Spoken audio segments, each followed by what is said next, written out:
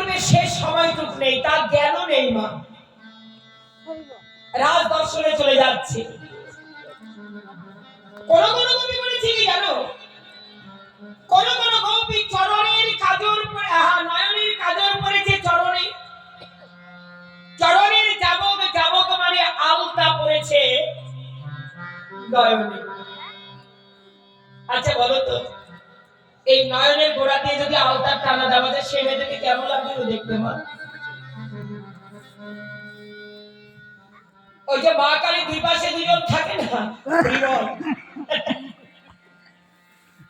তদ্রূপ করে দেখতে। তা এই মতো কিন্তু তারা রাজ দর্শনে চলে যাচ্ছে।